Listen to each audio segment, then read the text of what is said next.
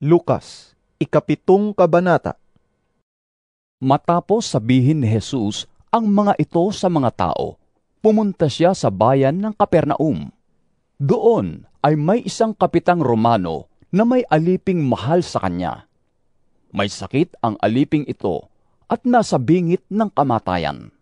Nang mabalitaan ng kapitan ang tungkol kay Jesus, nagsugo siya ng ilang mga pinuno ng mga Hudyo upang pakiusapan si Jesus na dalawin at pagalingin ang alipin.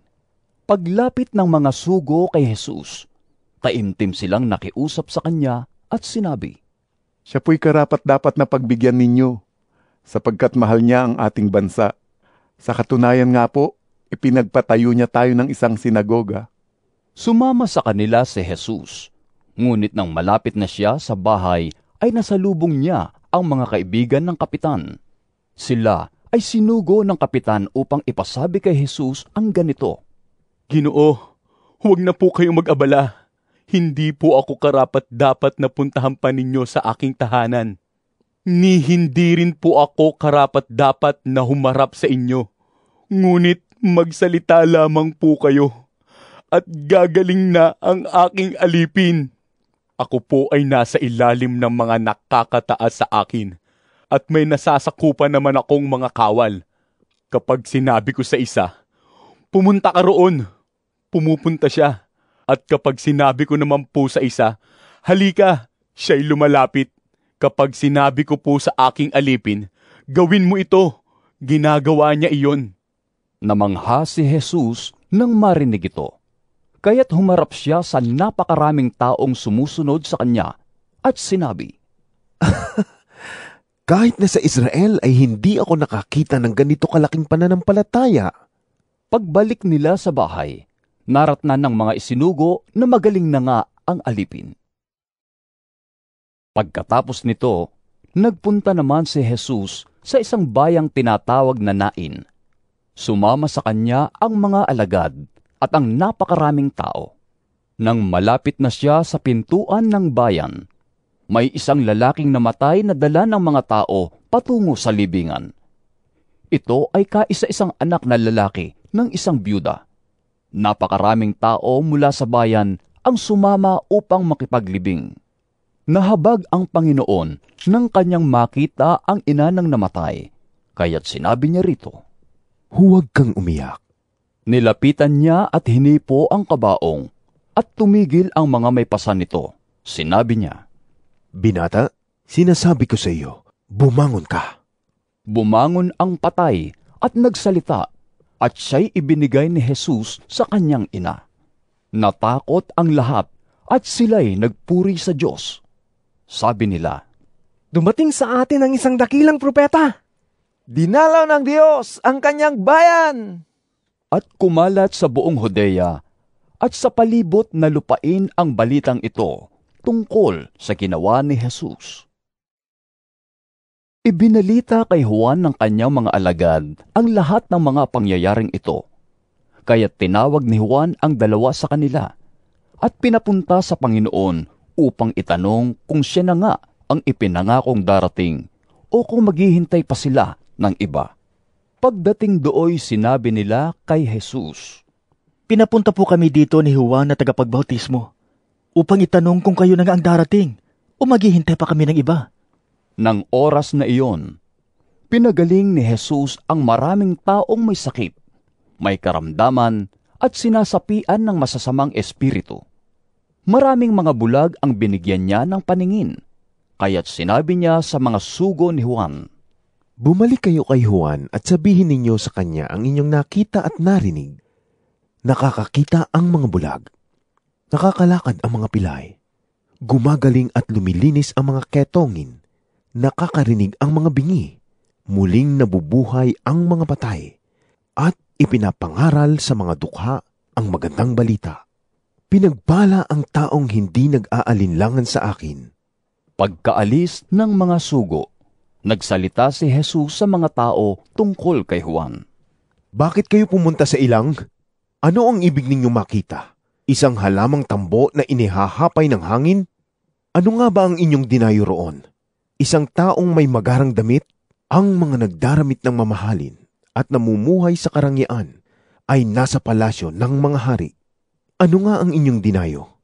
Isang propeta? Oo, at sinasabi ko sa inyo, siya'y higit pa sa isang propeta. Sapagkat si Juan ang tinutukoy ng kasulatan. Narito, ipinapadala ko ang aking sugo na mauuna sa iyo upang ihanda ang iyong daraanan. Sinasabi ko sa inyo, wala pang isinilang na mas dakila kaysa kanya, ngunit mas dakila kay Juan ang pinakamababa sa kaharian ng Diyos. Ang lahat ng mga taong nakarinig sa kanya, pati na ang mga maniningil ng buwis, ay nagpuri sa Diyos. Ang mga ito'y binautismuhan ni Juan. Ngunit ang mga Pariseo at ang mga dalubhasa sa kautusan ay tumanggi sa layunin ng Diyos para sa kanila, sapagkat ayaw nilang magpabautismo kay Juan. Sinabi pa ni Jesus, Kanino ko maihahambing ang mga tao ngayon? Ano ang nakakatulad nila? Ang katulad nila ay mga batang nakaupo sa palengke at sumisigaw sa kanilang mga kalaro. Tinugtugan namin kayo ng plauta, ngunit hindi kayo sumayaw. Umawit kami ng panaghoy, ngunit hindi kayo umiyak. Sapagkat nang dumating si Juan na tagapagbautismo, siya'y nag-aayuno at hindi umiinom ng alak. At ang sabi ninyo, sinasapian ng demonyo ang taong iyan. Nang dumating naman ang anak ng tao, siya'y kumakain at umiinom.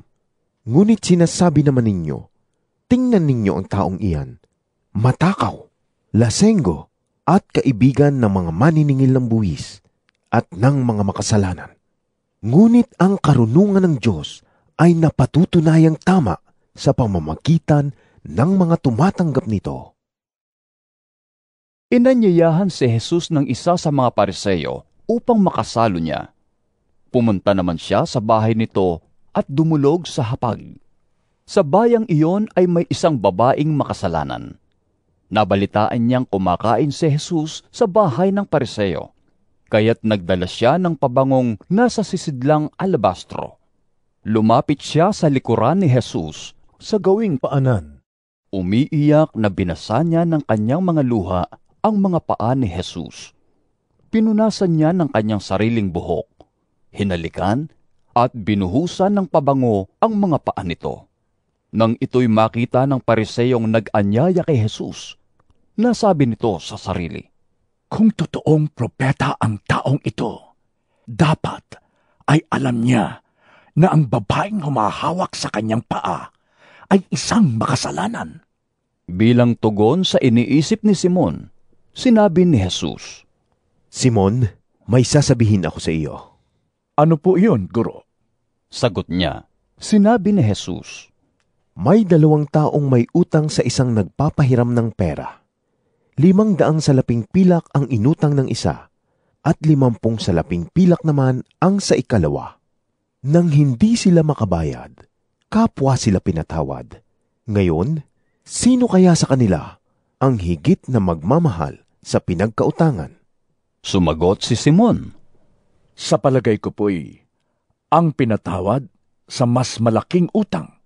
Tama ang sagot mo. Tugon ni Jesus. Nilingon niya ang babae at sinabi kay Simon, Nakikita mo ba ang babaeng ito? Pumasok ako sa iyong bahay at hindi mo man lang ako binigyan ng tubig para sa aking mga paa. Ngunit hinugasan niya ng luha ang aking mga paa at pinunasan ng mga ito ng sarili niyang buhok. Hindi mo ako hinalikan. Ngunit siya, mula nang pumasok, ay hindi tumigil ng kahahalik sa aking mga paa. Hindi mo nilagyan ng langis ang aking ulo, subalit binuhusan niya ng pabango ang aking mga paa. Kaya't sinasabi ko sa iyo, malaki ang kanyang pagmamahal, sapagkat maraming kasalanan ang pinatawad sa kanya, ngunit ang pinatawad ng kaunti ay kaunti rin ang pagmamahal. At sinabi niya sa babae, Pinatawad na ang iyong mga kasalanan. At ang kanyang mga kasalo sa pagkain ay nagsimulang magtanong sa sarili, Sino ba itong nangangahas na magpatawad ng kasalanan? Ngunit sinabi ni Jesus sa babae, Iniligtas ka ng iyong pananampalataya. umuwi ka na.